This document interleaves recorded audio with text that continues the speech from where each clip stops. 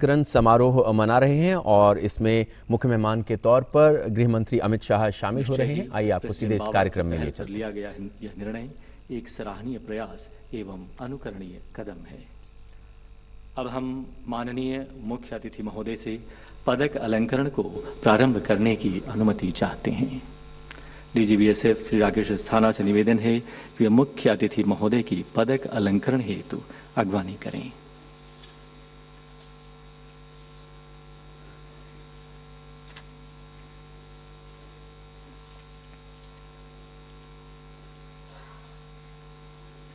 और अब शुरू होने जा रहा है वीर प्रहरियों का शौर्य सम्मान व पदक अलंकरण समारोह। इस क्रम में सर्वप्रथम police medal for gallantry constable Vijendra Bahadur Singh 192 battalion मरणोपरांत 14 एवं 15 सितंबर 2017 की तीन तरफ से पाकिस्तानी सीमा चौकियों से घिरा जम्मू सेक्टर का अति संवेदनशील सीमा चौकी क्षेत्र चिनाज रात के लगभग 12 बजे पाकिस्तान की ओर से बेवजह गोलीबारी में नाका ड्यूटी पर तैनात कांस्टेबल विजेंद्र बहादुर सिंह बुरी तरह जख्मी हो गए, परंतु अपने बहते खून की परवाह किए बगैर इस बहादुर प्रहरी ने हमले का मुंह तोड़ जवाब देते हुए अपने भीषण प्रहार से दुश्मन के नापाक इरादों को नाकाम कर दिया, परंतु बहुत अधिक खून बह जाने के कारण अंततः वीर गति को प्राप्त हुए। अदम्य साहस, वीरता, शौर्य एवं कर्तव्यपरायणता की अद्भुत मिसाल कायम करते हुए राष्ट्र की बलिवेदी पर अपना सर्वस्व न्यौछावर करने वाले इस बहादुर प्रहरी को मरणोपरांत वीरता के पुलिस पदक से अलंकृत किया गया। पदक प्राप्त करने आ रही हैं शहीद कांस्टेबल विजेंद्र बहादुर सिंह की बहादुर धर्मपत्नी श्रीमती सुष्मिता सिंह।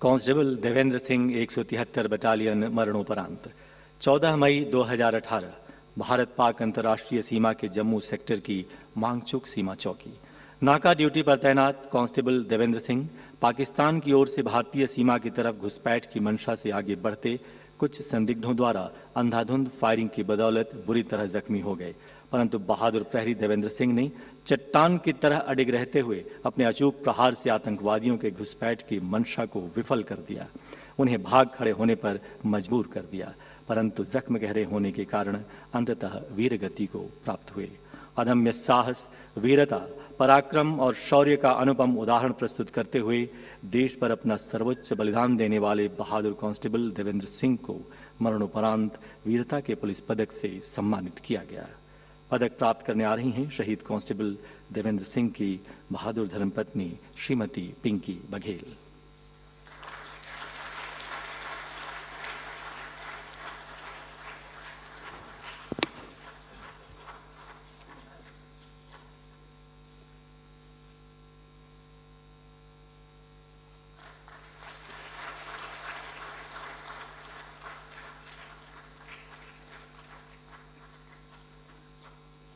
कांस्टेबल तपन मंडल 173 बटालियन मरणोपरांत दिनांक 2 नवंबर 2017 जम्मू सेक्टर का मांगूचक सीमा चौकी क्षेत्र भारत पाक अंतर्राष्ट्रीय सीमा पर जीरो लाइन पेट्रोलिंग कर रही टीम में कांस्टेबल तपन मंडल अग्रिम पंक्ति में चल रहे थे। तभी पाकिस्तान ने अचानक इस दल पर गोलियों की बौछार शुरू कर दी। इस गोलीबारी में एक गोली कांस्टेबल तपन मंडल को आ लगी, जिससे वे बुरी तरह से जख्मी हो गए, लेकिन इसके बावजूद वो अपने मजबूत इरादे और बुलंद हौसलों के साथ दुश्मन की गोलियों का मुकाबला करते रहे और अपने साथियों को घटनास्थल से बाहर निकालते हुए स्वयं वीर गति को प्राप्त हुए। अदम्य साहस, बहादुरी और कर्तव्यनिष्ठा की मिसाल कायम करते हुए अपनी जान पर खेलकर अपने साथियों की हिफाजत में अपना सर्वोच्च बलिदान देने वाले इस बहादुर प्रहरी को मरणोपरांत वीरता के पुलिस पदक से नवाजा गया है। पदक प्राप्त करने आ रही हैं शहीद कांस्टेबल तपन मंडल की बहादुर धर्मपत्नी श्रीमती सुजाता मंडल।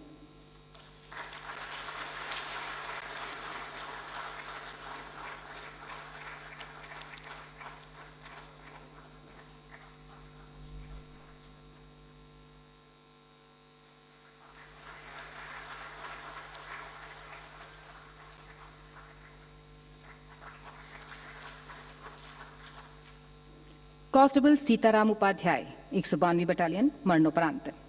17 एवं 18 मई 2018 की दरमियानी रात जम्मू सेक्टर का सीमा चौकी जबोवाल का क्षेत्र, अति संवेदनशील नाका प्वाइंट सीमा पोस्ट पर तैनात सीमा प्रहरियों पर पाकिस्तान ने अचानक एवं अकारण गोलीबारी शुरू कर दी। ड्यूटी पर तैनात कांस्टेबल सीताराम उपाध्याय ने पूरी हिम्मत एवं साहस के साथ पाक रेंजर्स की गोलीबारी का मुंहतोड़ जवाब दिया, लेकिन इस दौरान दुश्मन की एक गोली उन्हें आ लगी और वो बुरी तरह से जख्मी हो गए। लेकिन इसके बावजूद पूरी हिम्मत के साथ उन्होंने जवाबी कार्रवाई जारी रखी और अपने साथियों को दुश्मन पर प्रहार करते रहने के लिए प्रेरित करते रहे। लेकिन बहुत अधिक खून बह जाने के कारण देश की रक्षा करते हुए अंततः वो वीर गति को प्राप्त हुए। कांस्टेबल सीताराम उपाध्याय को उनकी वीरता, अदम्य साहस एवं राष्ट्र रक्षा के प्रति समर्पण के लिए वीरता के पुलिस पदक से नवाजा गया है। पदक प्राप्त करने आ रही हैं शहीद कांस्टेबल सीताराम उपाध्याय की बहादुर धर्मपत्नी श्रीमती रेशमी उपाध्याय।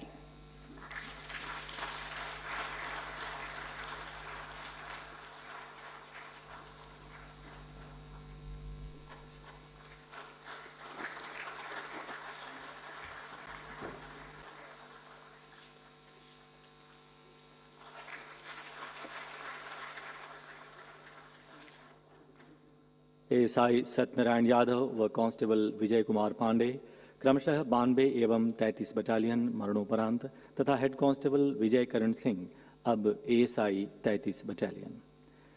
3 जून 2018 जम्मू सेक्टर की सीमा चौकी फगवारी, रात के लगभग 12 बजे पाकिस्तानी इलाके से नाका ड्यूटी पर तैनात सीमा प्रहरियों पर अंधाधुंध फायरिंग शुरू कर दी गई।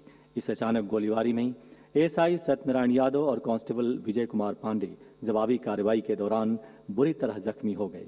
अपने दोनों साथियों को घायल देख हेड कांस्टेबल विजय करण सिंह ने अपनी जान की बाजी लगाते हुए अपने भीषण प्रहार से दुश्मन की घुसपैठ की मंशा को नाकाम कर दिया, परंतु स्वयं भी जख्मी हो गए।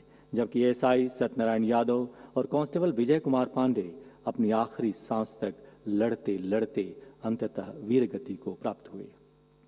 बहादुरी, शौर्य, पराक्रम एवं उच्च कोटि की कर्तव्य परायणता का परिचय देने वाले तीनों जाबाज प्रहरियों को पुलिस मेडल फॉर गैलेंट्री से नवाजा गया, जिनमें से एएसआई सत्यनारायण यादव एवं कांस्टेबल विजय कुमार पांडे को यह पदक मरणोपरांत प्रदान किया गया। पदक प्राप्त करने आ रही हैं शहीद एएसआई सत्यनारायण यादव की बहादुर धर्मपत्नी श्रीमती सुशीला देवी।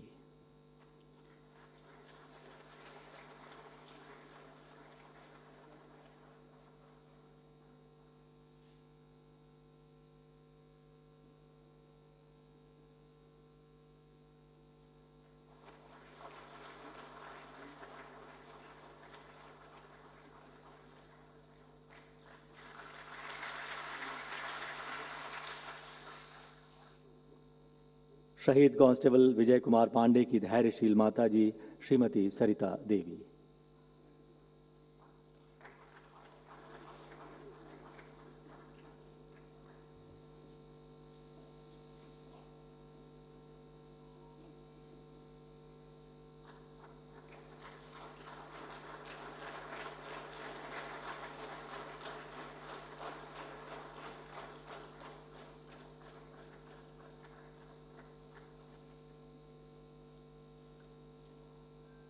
इसी हमले में अपनी शारीरिक क्षमताओं का बलिदान करने के उपरांत आज गर्व से अपना पदक प्राप्त करने आ रहे हैं वीर प्रहरी एएसआई विजय Karan Singh.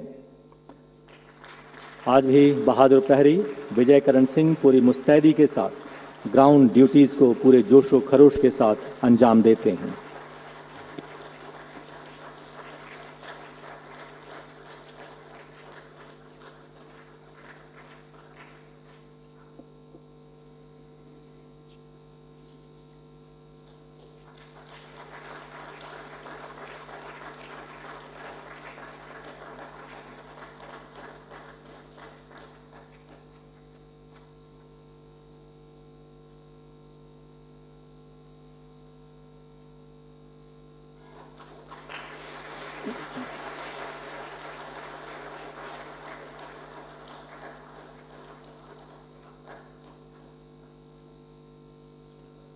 Shri Sandeep Kumar Gupta assistant commandant, head constable Vinay Krishali तथा कांस्टेबल संजय पॉल सभी 8 बटालियन।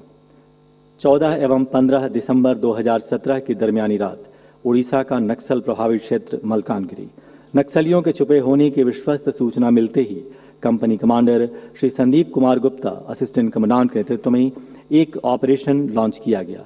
सीमा प्रहरियों ने जैसे ही घेराबंदी की कि नक्सलियों ने अलग अलग दिशाओं से भारी गोलाबारी शुरू कर दी।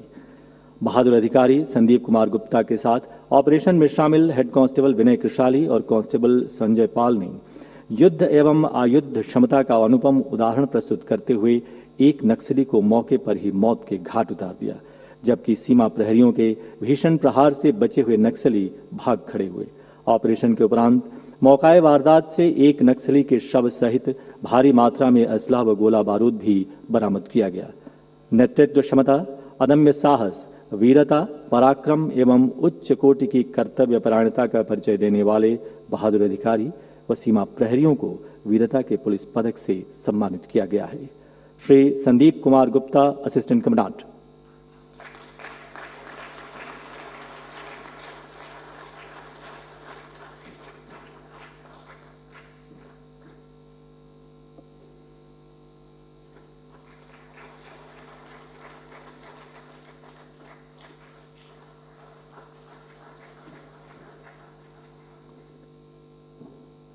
Head constable Vinay कृशाली।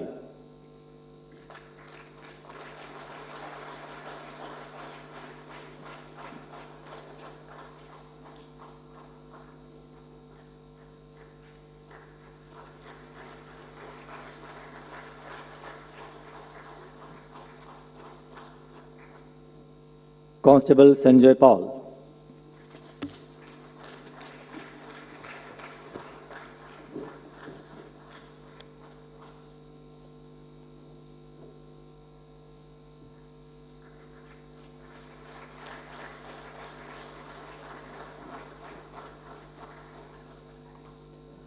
Head constable Santosh Kumar व कांस्टेबल चंद्रप्पा लावानी अब सेवानिवृत्त हेड कांस्टेबल, दोनों 163 बटालियन। 20 व 21 फरवरी 2017 की दरमियानी रात जम्मू फ्रंटियर की भारत पाक सीमा के एफडीएल पर तैनात कांस्टेबल चंद्रप्पा लामानी और हेड कांस्टेबल संतोष कुमार ने पाकिस्तान की ओर से भारतीय सीमा की तरफ बढ़ते एक संदिग्ध व्यक्ति को देख जैसे ही ललकारा कि उसने अचानक फायर करना शुरू कर दिया और इसके साथ ही पाकिस्तानी इलाके से भी भयानक गोलाबारी शुरू कर दी गई, जिससे स्पष्ट हो गया कि यह आतंकवादी घुसपैठ का प्रयास है। परंतु बिना समय गंवाए इन दोनों ही जांबाज प्रहरियों ने अपनी सूझबूझ के साथ वीरता की पराकाष्ठा रचते हुए अपनी अचूक निशानेबाजी से एक आतंकवादी को मौके पर ही मौत के घाट उतार दिया और अन्य आतंकवादियों को गंभीर रूप से जख्मी कर उन्हें भाग खड़े होने पर मजबूर कर दिया। अगले दिन सुबह सर्च के उपरांत लश्कर तैयबा के एक आतंकवादी के शव सहित भारी मात्रा में असला व गोला बारूद भी बरामद किया गया।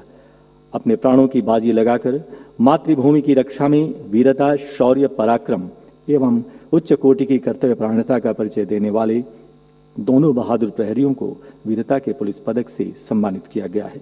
Head constable Santosh Kumar.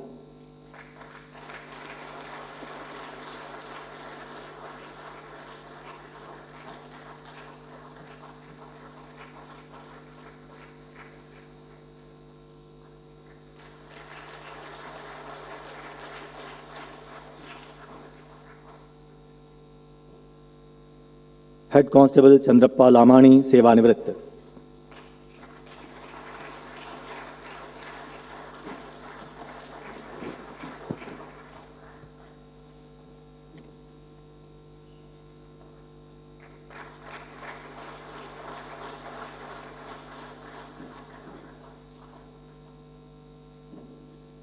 और अब सराहनीय सेवाओं के लिए पुलिस पदक।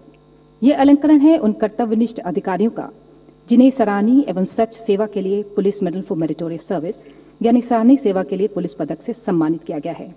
इस सम्मानपूर्ण पदक को प्राप्त करने आ रहे हैं Shri Piyush Patel, IPS IG, 1998 batch, Gujarat cadre.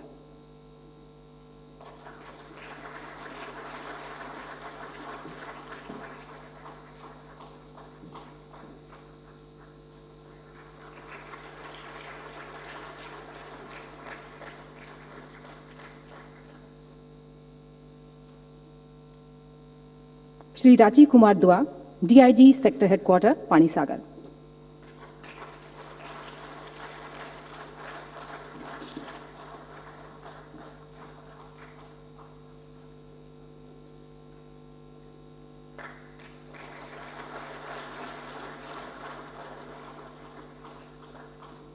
Shri Anil Kumar Thakur, DIG special ops Chhattisgarh.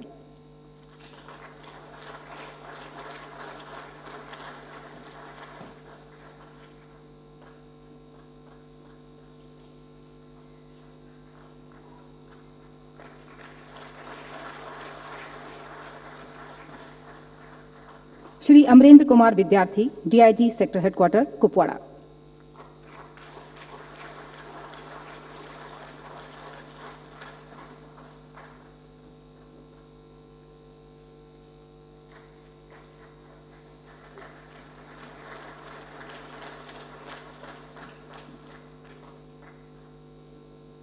Shri Ashwini Kumar Sharma, DIG sector headquarters Silchar.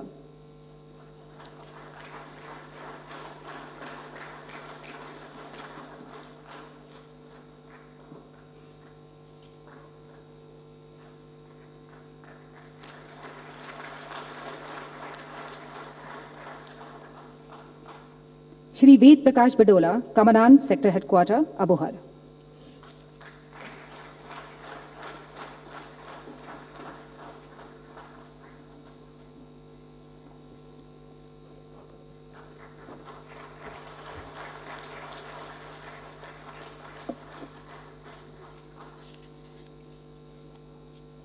Shri Arun Kumar Singh, commandant sector headquarters Jaisalmer north.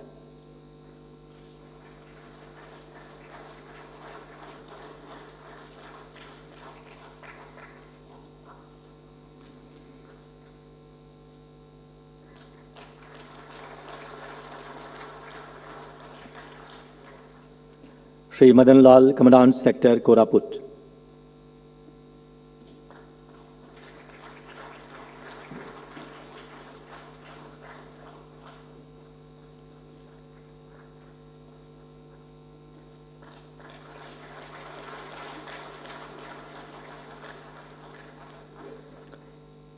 Doctor Chyawan Prakash Meena, commandant Mizoram and Cachar frontier.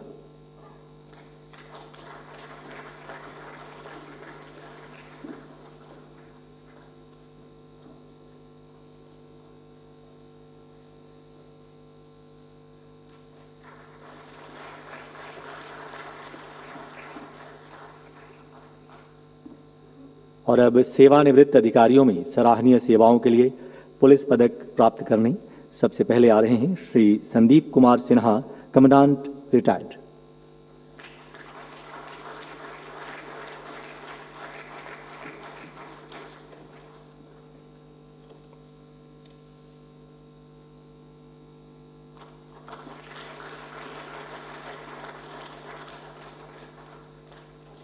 Shri Jagdish Prasad Shrivas, deputy commandant retired.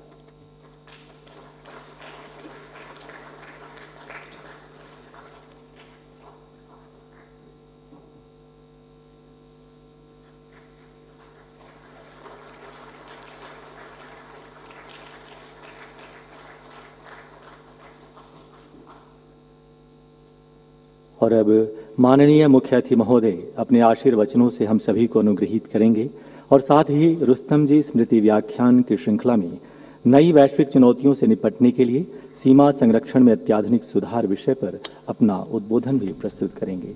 माननीय मुख्य अतिथि महोदय श्रीयुत अमित शाह जी, गृह मंत्री, भारत सरकार।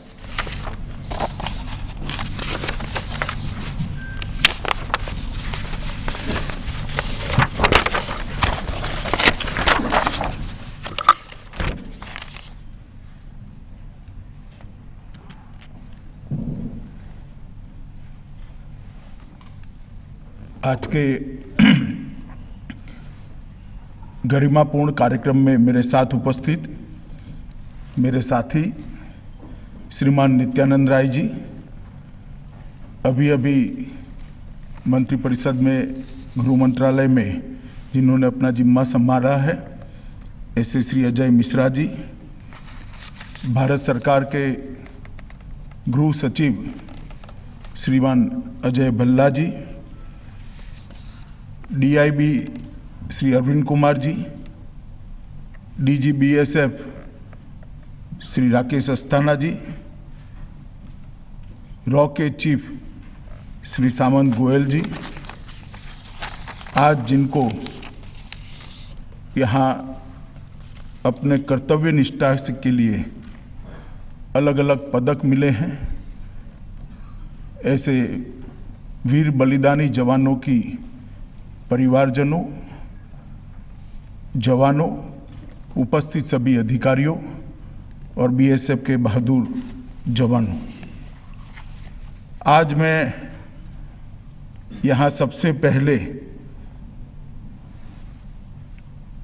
देश की सीमाओं की सुरक्षा के लिए जिन जवानों ने अपना सर्वोच्च बलिदान दिया है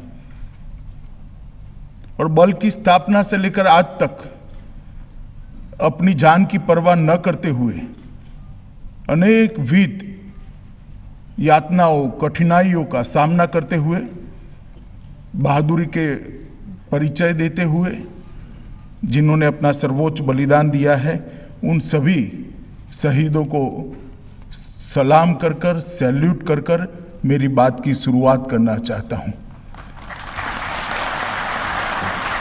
क्योंकि पूरा देश मानता है कि आप सजग बनकर अहर्निश देश की सीमाओं की सुरक्षा कर रहे हैं।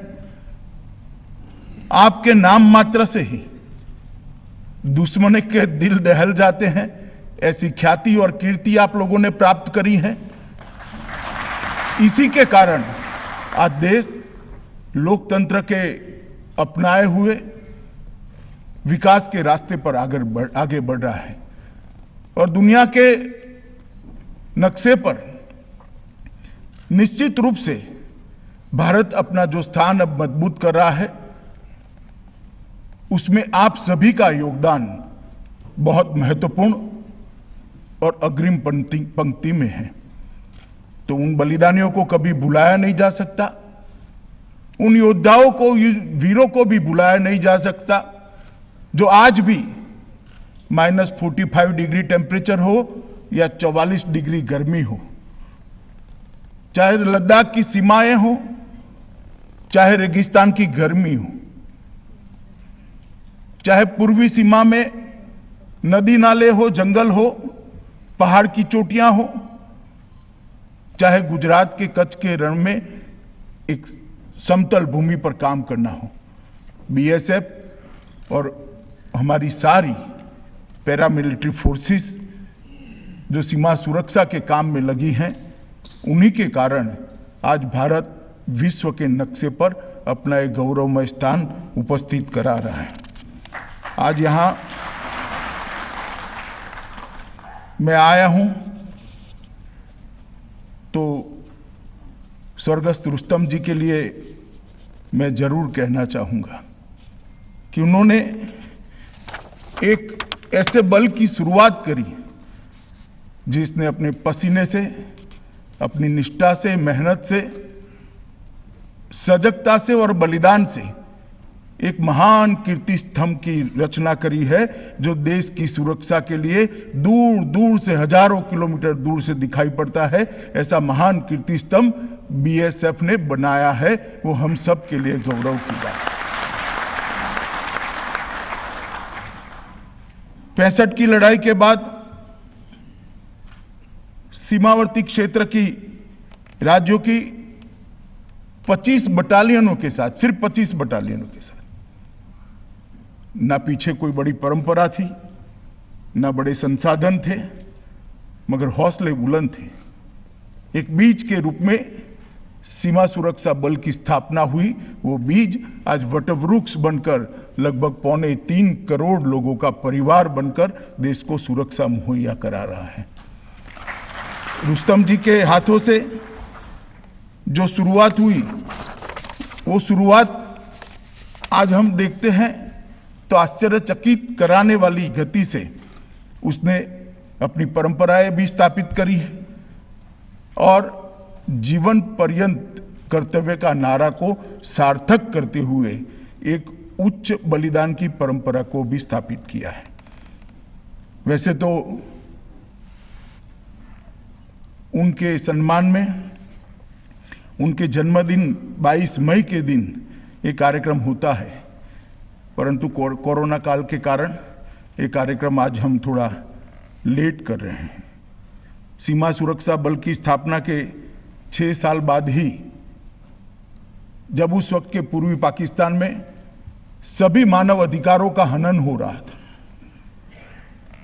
कल्पना नहीं कर सकते इतनी यातनाएं दी जाती थी, महिलाओं के साथ दुर्व्यवहार किया जाता था। और जब ये सहन न हो ऐसी स्थिति में आया, तब घुसपैठ भी भारत में शरणार्थियों का तांता लगा। उस स्थिति में जब भारत ने निर्णय किया, बीएसएफ के जवानों ने, अभी हमने बंधुत्व बॉर्डर बियॉन्ड बॉर्डर डॉक्यूमेंट्री के अंदर देखा, बीएसएफ के जवानों ने एक अहम भूमिका निभाई और आज बांग्लादेश एक स्वतंत्र राष्ट्र के रूप में दुनिया के नक्शे पर अस्तित्व ले रहा है। उसका नेतृत्व भी रुस्तम जी ने किया थे और उसी के लिए उनको पद्म विभूषण के पुरस्कार से अलंकृत किया गया था। मैं आज रुस्तम जी को भी हम सभी की ओर से स्मरणांजलि और श्रद्धांजलि दोनों देना चाहता हूं कि आज उन्होंने बिया हुआ बीज सुरक्षा के क्षेत्र में वटवृक्ष बनकर हमारे सामने है। युद्धकाल हो या शांतिकाल हो, बीएसएफ के जवानों ने हमेशा अपने कर्तव्य को निभाने के लिए कोई कसर नहीं छोड़ी। इसी का परिणाम है कि एक महावीर चक्र, 4 कीर्ति चक्र, 13 वीर चक्र, 13 शौर्य चक्र, एक अति विशिष्ट सेना मेडल, एक परम विशिष्ट सेना मेडल और 12 विशिष्ट सेना पदक और 56 सेना मेडल और 44 मेंशन डिस्पैचेस के साथ, गौरव के साथ आज बीएसएफ यहां पर खड़ा है। और मैं मानता हूं कि पदक केवल एक्नॉलेजमेंट होता है, परंतु वीरता और बलिदान का जज्बा जो आपके अंदर देशभक्ति और देश की सुरक्षा के प्रति आपका कर्तव्य का जो भाव है वहीं से होता है। मगर कई बार जब कोई जवान सीमा पर लड़ते लड़ते अपने प्राणों का बलिदान देता है और उसको पदक देने का, उसके परिवार को पदक देने का मौका आता है, तो गौरव सेना के, हमारी बीएसएफ के सेना के जवानों के परिवार का नहीं होता, पदक देने वालों का होता है कि जिनको ये मौका मिला कि एक शहीद के परिवार को शहीद के लिए पदक देने का मौका मिला। मित्रों, बहुत लंबे समय से, देश की स्थापना से ही हम ऐसी विकट परिस्थिति में रहे कि लगभग 7,516 किलोमीटर की तटीय सीमा और 15,000 किलोमीटर से लंबी भूमि सीमा से हमारे देश को आगे बढ़ना पड़ा। उसी वक्त जरूरत थी कि सीमा सुरक्षा के लिए बहुत शुरुआत से ही ध्यान देकर इसकी संरचना की जाए। मगर एक लंबे अरसे तक कोई मजबूरियां ही रही होगी, अन्य प्रायोरिटी के काम भी होंगे, मगर लंबे अरसे तक उस पर समग्रता से विचार नहीं हुआ। चाहे तटीय सीमा हो, चाहे भूमि की सीमा हो, उसकी सुरक्षा के लिए समग्रता से विचार करना बहुत जरूरी था। परंतु जब देश में अटल बिहारी वाजपेयी की सरकार बनी, तब इसको गति देने का काम हुआ। आगे पर भी जब जब देश में समय समय पर जरूरत महसूस की, ये सारे बल की स्थापना होती रही, इनको सुरक्षा मुहैया, उनको संसाधन मुहैया कराए और आगे बढ़ाने का काम हुआ। परंतु अटल जी की सरकार में पहली बार वन बॉर्डर वन फोर्स की सिद्धांत को एक्सेप्ट किया गया और इसका एक स्ट्रक्चर्ड खाका शुरू हुआ। बीएसएफ के जिम्मे पाकिस्तान और बांग्लादेश की सीमा है, भारत तिब्बत सीमा पुलिस के जिम्मे भारत और चीन की सीमा है, सशस्त्र सीमा बल के जिम्मे नेपाल और भूटान की सीमा है और असम राइफल के जिम्मे म्यांमार की सीमा है। एक स्ट्रक्चर्ड खाका पहली बार देश में बना और सबकी जिम्मेदारियां तय हुई और इसके लिए जो भी उनको वाहन व्यवहार के लिए संसाधन चाहिए थे, कम्युनिकेशन के लिए शस्त्र उपलब्ध कराने थे या इनकी स्ट्रेंथ बढ़ानी थी, सबको प्रायोरिटी देने का काम अटल जी के समय में हुआ। और जब नरेंद्र भाई देश के प्रधानमंत्री बने तब उन्होंने सीमाओं पर इंफ्रास्ट्रक्चर के काम को प्रायोरिटी से लिया। मैं आज आप सबको बताना चाहता हूं कि तुलनात्मक तरीके से देखें तो सड़क निर्माण 8 से 14 के बीच में लगभग 3600 किलोमीटर हुआ था और 14 से 20 के बीच में लगभग वो बढ़कर 4764 किलोमीटर तक हुआ है। 3.5 गुना बढ़ोतरी हुई है। सड़क निर्माण का बजट जो 23,000 करोड़ था वो कुल लगभग 44,000 करोड़ तक बढ़ाने का काम नरेंद्र मोदी सरकार ने किया है। प्रधानमंत्री का ये दृष्टिकोण है कि जब तक इंफ्रास्ट्रक्चर सीमा पर का ठीक नहीं करेंगे, हमारे सुरक्षा बल ढंग से सीमा की सुरक्षा भी नहीं करेंगे। जब तक इंफ्रास्ट्रक्चर ठीक नहीं करेंगे, वहां से पलायन होती रहेगी और वहां पर अगर आबादी नहीं है तो सीमा की सुरक्षा करना बहुत कठिन हो जाएगा।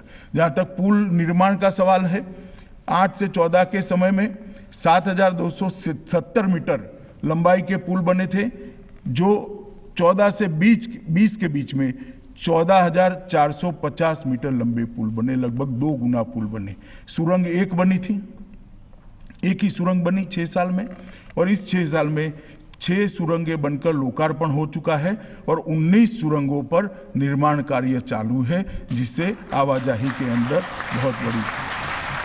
सड़कों के रिसरफेसिंग की बात है, प्रतिवर्ष 170 किलोमीटर की स्पीड से 6 साल में हुआ, 8 से 14 में, और 14 से 20 में प्रतिवर्ष 170 की अपेक्षा 380 किलोमीटर के आसपास रिसरफेसिंग का काम हुआ। और भारत चीन सीमा पर कटिंग फॉर्मेटिंग की रफ्तार प्रतिवर्ष जो 230 किलोमीटर थी, वो रफ्तार को बढ़ाकर 470 किलोमीटर तक ले जाने का काम किया। इसके साथ साथ गैप्स भरने की बात होती, चाहे फेंसिंग हो, छोटे छोटे गैप्स बने थे। किसी का आशा नहीं होगा गैप्स छोड़ना, मगर 200 किलोमीटर की फेंसिंग आप ठीक से बना देते और बीच में 1.5 किलोमीटर का गैप रह जाता है, तो 200 किलोमीटर की फेंसिंग का सुरक्षा की दृष्टि से इतना उपयोग नहीं है। गैप्स को फिलअप करने के लिए भारतीय जनता पार्टी की नरेंद्र मोदी सरकार ने हर एक जगह पे गैप्स को ढूंढकर, जहां बात करनी थी, जहां संवाद करना था, कुछ अड़चनें थी, कुछ एडमिनिस्ट्रेटिव अड़चनें थी, कुछ पड़ोसी देशों से बातचीत करनी थी, सारी अड़चनों को दूर कर कर मैं आपको भरोसा दिला सकता हूं कि 2022 के पहले हमारी फेंसिंग में कोई भी गैप नहीं रह जाएगा। ये बहुत बड़ा काम हुआ है, करने में छोटा है। जो टोटल फेंसिंग हुई है, इसके 3% भी नहीं होगा, मगर 97% को बेकार करने वाली ये चीज थी 3%, क्योंकि ये 3% गैप ही घुसपैठ करने के लिए बड़ी संभावनाओं को छोड़ता है। तो इस पर ध्यान से काम करा गया। और इसके अलावे आईटीबीपी की 47 नई सीमा चौकियों को बनाया, 12 स्टेजिंग कैंप बनाए, आईसीबीआर 2 के तहत 683 किलोमीटर लंबी 32 सड़कों को और मंजूरी देने का काम किया, और इसके साथ साथ ढेर सारी सरकारी योजनाओं को सीमा पर प्रायोरिटी देने के लिए हमने शुरुआत करी। भारत सरकार की कोई भी योजना हो, सीमांत गांवों में हमने उसको प्रायोरिटी से लगाने के लिए काम करा, और ये सारे हमारे बॉर्डर सिक्योरिटी करने वाले पैरामिलिट्री फोर्सेस है, उनको भी नोडल एजेंसी बनाने का काम श्री नरेंद्र भाई के नेतृत्व में हुआ। आज सारे हमारे पैरामिलिट्री फोर्सेस, किसी को विधवा सहाय देनी है, गांव में घर में बिजली पहुंचानी है, शौचालय पहुंचाना है, पीने का पानी पहुंचाना है, आधार कार्ड देना है या स्वास्थ्य का कार्ड देना है, ढेर सारी योजनाओं को इंप्लीमेंटेशन के लिए वो जा रहे हैं। इससे गांव के साथ उनका संवाद भी हो रहा है और गांव में सुविधा बढ़ने के कारण वहां से पलायन भी रुक रहा है। चीजें छोटी है मगर बहुत महत्वपूर्ण है। मोदी जी के नेतृत्व में एक समग्रता से हमारी जो वास्तविकता है उसका एनालिसिस करते हुए इसके रास्ते खोजने का काम हुआ और एक सीमांत विकासोत्सव की शुरुआत हुई। कोरोना के कारण इसकी गति रुकी है। पहला सीमांत विकास उत्सव हुआ गुजरात के कच्छ में। वहां पर कच्छ की सीमा पर सटे हुए सारे गांवों के सरपंच, तहसील पंचायत के सदस्य, जिला पंचायत के सदस्यों को बुलाया गया, पंचों को बुलाया गया और उनके साथ उनके विकास के प्रश्नों को समझकर, मेरे साथ ग्रामीण विकास मंत्री भी आए थे और वहां पर प्रायोरिटी उनको देकर फिर कलेक्टर और गुजरात सरकार के चीफ सेक्रेटरी के नेतृत्व में सभी अधिकारियों को, चीफ मिनिस्टर भी उपस्थित थे, उसकी प्रायोरिटी सेट कराकर सीमा विकास उत्सव की शुरुआत करी, जिससे मुझे लगता है कि बहुत बड़ा गांव के विकास में फर्क पड़ेगा और गांवों से पलायन रुकेगा। और ये अपनी सीमाओं की सुरक्षा के लिए बहुत महत्वपूर्ण कदम है। बीएडीपी के लिए 2 वर्षों में लगभग 888 करोड़ रुपया आवंटित किया गया और मुझे कहते हुए हर्ष है कि उसका 100% क्रियान्वयन होने का काम चालू हो गया है। मुझे विश्वास भी है उसका 100% क्रियान्वयन होगा। इस प्रकार से हमने सीमाओं के क्षेत्र को मजबूत इंफ्रास्ट्रक्चर, गांवों को विकसित करना, गांवों में लोग रह पाए, आधारभूत संरचना के साथ साथ उनको बेसिक सर्विस मिल पाए, इस प्रकार का वातावरण प्रोवाइड करना और सभी पैरामिलिट्री फोर्सेस को एक अच्छा माहौल, उनकी रिक्वायरमेंट को समझना, उनको सशक्त करना और उनकी रिक्त पदों की भर्ती जल्दी करना। एक सुनियोजित प्लान के साथ हम आगे बढ़े हैं और मुझे लगता है कि इससे हमारे जवानों का हौसला जरूर बढ़ा है। मित्रों, ढेर सारे सीमा सुरक्षा बल के और पैरामिलिट्री फोर्सेस के कर्तव्य के लिए, उनकी जो फर्ज है उसके लिए ढेर सारे विद्वान अलग अलग मत व्यक्त करते हैं, अलग अलग प्रकार के मत होते हैं, मगर मेरे हिसाब से एक सीधा सरल वाक्य में उसको, उनके काम को व्याख्याहित करना है तो मैं इतना ही कहता हूं, सीमा सुरक्षा का मतलब है राष्ट्रीय सुरक्षा। इसके परे किसी को सोचने की जरूरत नहीं है। सीमा सुरक्षा ही राष्ट्रीय सुरक्षा, और जिस देश की सीमाएं सुरक्षित नहीं होती है वो राष्ट्र कभी सुरक्षित नहीं रह सकता है। जिस देश की सीमाएं सुरक्षित है वो राष्ट्र आराम से विकास के रास्ते पर, लोकतंत्र के रास्ते पर आगे बढ़ा जा सकता है। मित्रों, घुसपैठ, मानव तस्करी, गौ तस्करी, हथियारों की तस्करी, ड्रोन, ये सारी हमारे सामने चैलेंज है। अभी हमने देखा किस प्रकार के सुरंग बनाए गए हैं। ढेर सारी चैलेंजेस है, मगर मुझे पूरा विश्वास है अपनी पैरामिलिट्री फोर्सेस पर, उनकी सजगता पर और समयानुकूल बदलाव लाने की उनकी क्षमता पर। ये सारे चैलेंजों को पार कर हम हमारी सीमा सुरक्षा को सुनिश्चित करेंगे। हर चीज का जवाब होता है। जब समस्या की जानकारी होती है और उसको, चुनौती को सामना करने का हौसला होता है तो समस्या नहीं रहती। हम उनसे 2 कदम आगे रहेंगे, इसका मुझे पूरा विश्वास है। मित्रों, बलों की नजर से बचने के लिए सुरंग बनाने का जो काम शुरू हुआ था, अस्ताना यहां बैठे हैं, बीएसएफ ने बहुत अच्छे तरीके से सुरंगें ढूंढकर उसका फॉरेंसिक साइंस की दृष्टि से एनालिसिस कराकर, कितने समय के पहले बनी थी, कितने लोग घुसे होंगे, ये सारी चीजों का एक वैज्ञानिक एनालिसिस कर एक बहुत अच्छे तरीके से उसका पूरा पर्दाफाश किया है और आगे न बन पाए इसके लिए भी हम बहुत आगे बढ़े हैं। एक पायलट योजना के रूप में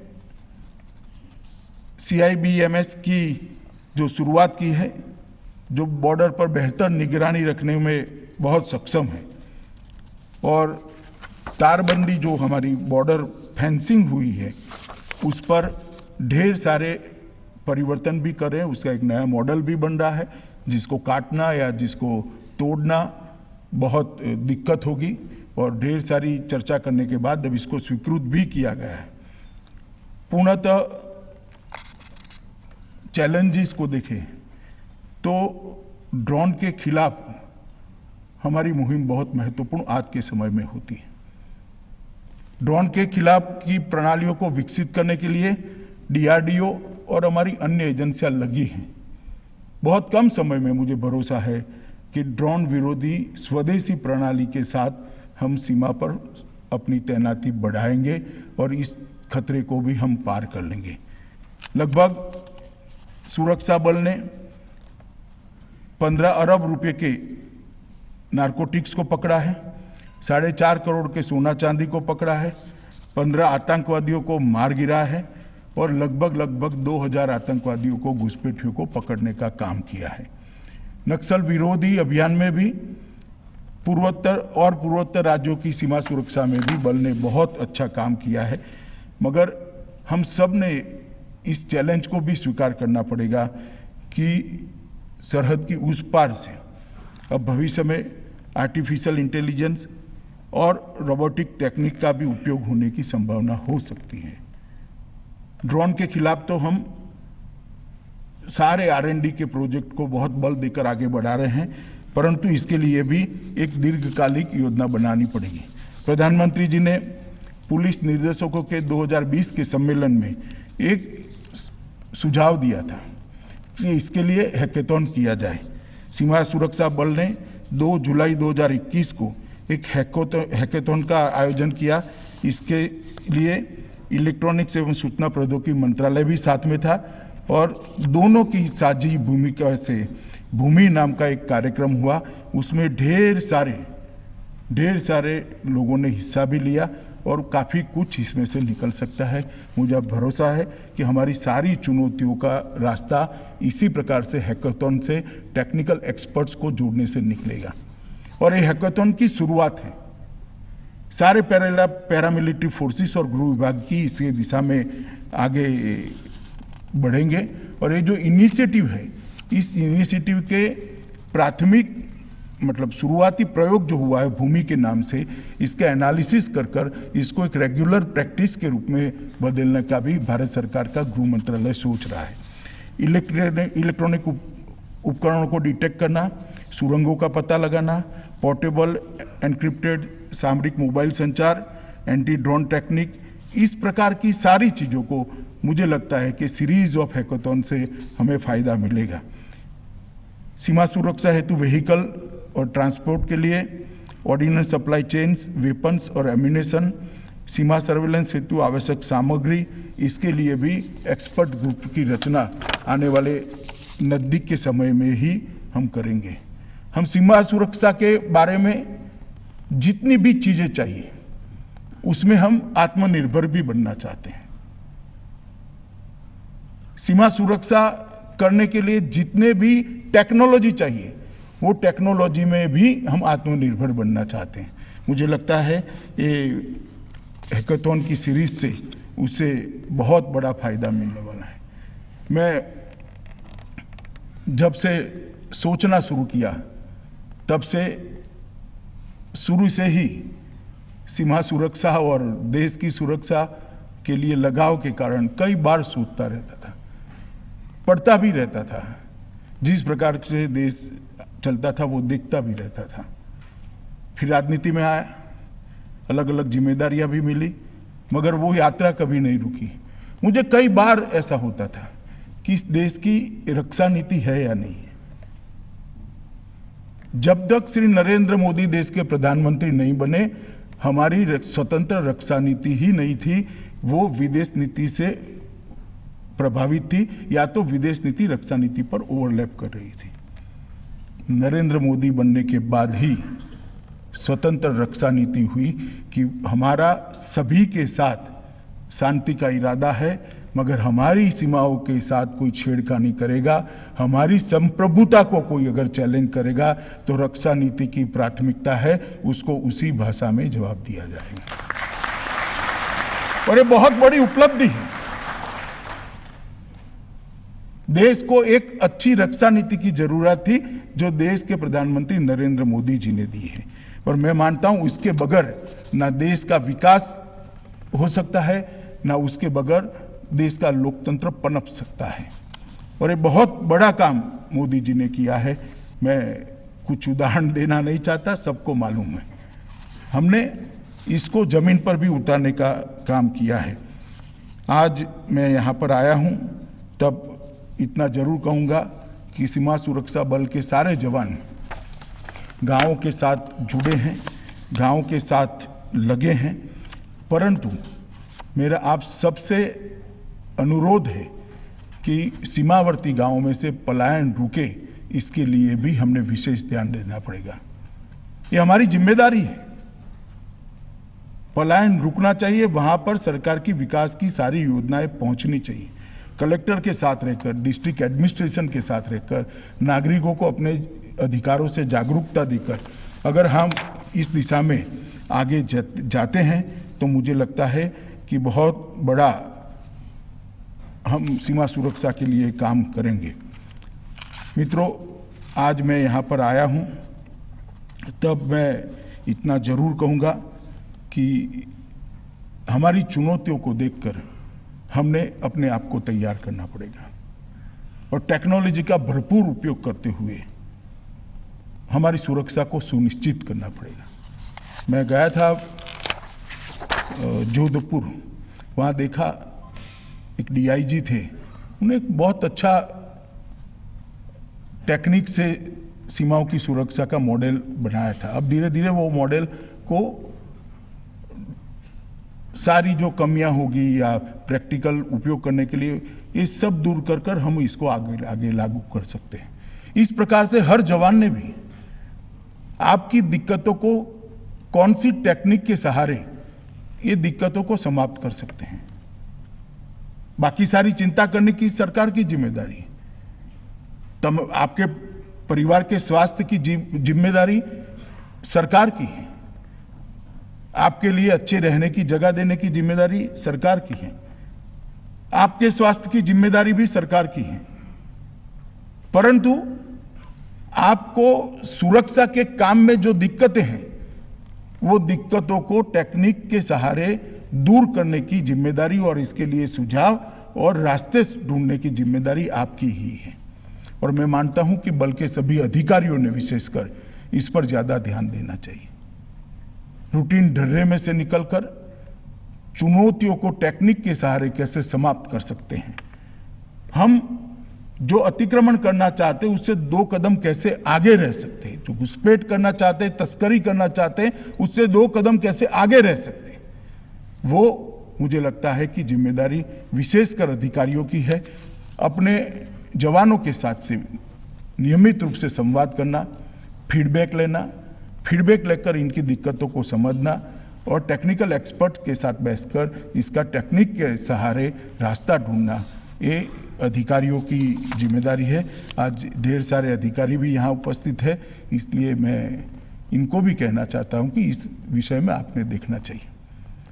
अंत में मैं इतना ही कहूंगा कि बीएसएफ भारत के गौरवपूर्ण वीरता के इतिहास में बीएसएफ ने अपने बलिदानियों के आधार पर एक महान कीर्ति स्तंभ की रचना की है, जिस पर पूरा देश मन से गौरव करता है कि आपके कारण हम सुरक्षित हैं, आपके कारण हमारी संप्रभुता सुरक्षित है, आपके कारण लोकतंत्र सुरक्षित है और आपके कारण ही विकास आगे बढ़ सकता है। तो आज फिर से श्रीमान रुस्तम जी और सभी बलिदानियों को श्रद्धांजलि देकर मैं मेरी बात को समाप्त करता हूं और अस्थाना जी और उनके नेतृत्व में सारे अधिकारी और बीएसएफ के हर एक जवान को बहुत बहुत शुभकामनाएं देकर मेरे वक्तव्य को समाप्त करता हूं। भारत माता की जय।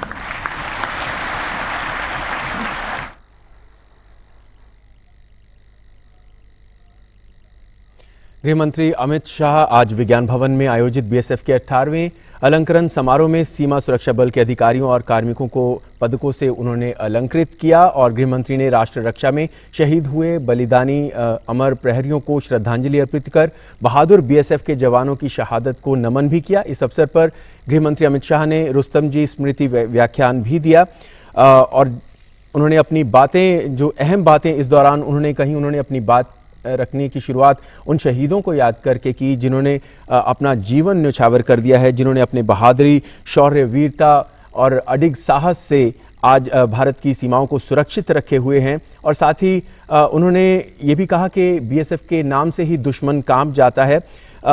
केएफ रुस्तम को याद करते हुए उन्होंने कहा कि बीएसएफ के निर्माण में उनका जो योगदान था वो अतुलनीय था और बांग्लादेश बनाने में बीएसएफ और रुस्तम जी की भूमिका को भी उन्होंने याद किया, जो उन्होंने कहा बेहद अहम थी। एक बहुत अहम बात उन्होंने कही कि कुछ जो पदक देते समय मरणोपरांत जिन शहीदों के परिवार वालों को ये पदक दिया जाता है, तो इसमें जो गौरव होता है वो पदक हासिल पाने वालों का नहीं, बल्कि जो पदक देते हैं उनका गौरव होता है इसमें। और उन्होंने इस मौके पर कई अहम बातों का जिक्र किया। उन्होंने कहा कि मोदी सरकार बनने के बाद जिस तरीके से सीमा के आसपास काम हुआ है, खासकर